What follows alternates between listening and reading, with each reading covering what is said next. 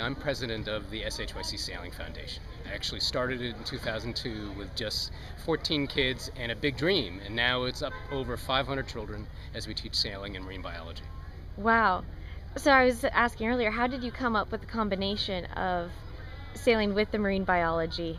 Sailing and marine biology, it just makes so much sense. We're teaching kids how to have fun on the water, teaching them tactics, racing, and just helping them learn how to sail.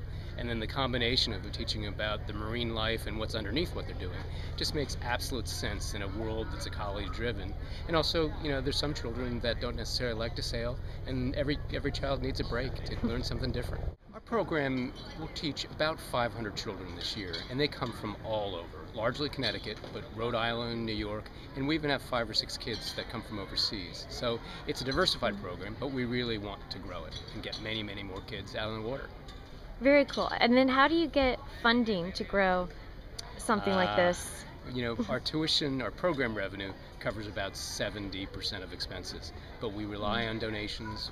We just purchased this wonderful property for $2.7 million, so we're in a capital campaign now to try to run the program year-round, and donations come from all over, individuals, foundations. We have a government grant, and so we're really trying to make it something special. Very cool. And then you talked a little bit, but we just got U.S. certified or sanctioned. Right. Very excited. So what was about that like? Yeah. The U.S. Sailing Sanctioning Program is certifying community sailing programs. There are 1,400 in the country, and we're one of the first 9 in the first wave to be sanctioned.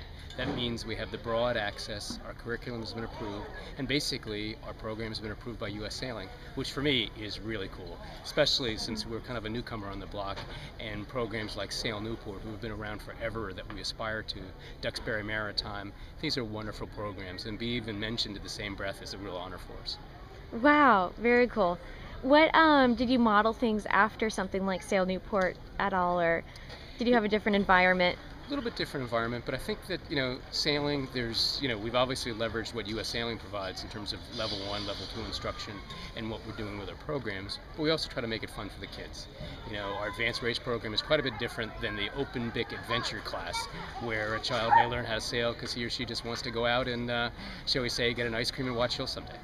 Yeah, and then on the other side, I was with your 420 kids today, and they're racing. The 420 class did very well, and they're racing all over the ECSA, which is Eastern Connecticut Sailing Association. A lot of them are going to way regattas, and one of our instructors just won a national championship, winning the Sears Cup.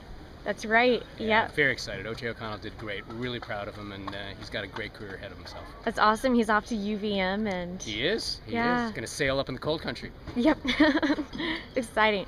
What would you say is the coolest thing about just watching and being a part of something like this? That's a really interesting question, because one of the things this foundation does is give out scholarships. About 15% of our children overall receive some form of financial aid. And when you see someone who lives next to the water but couldn't afford to get on it come back with a smile on their face, seeing what they've done, that makes the job all worthwhile. Awesome. Well, thank you so much. Nice. Thanks for coming down, and good luck.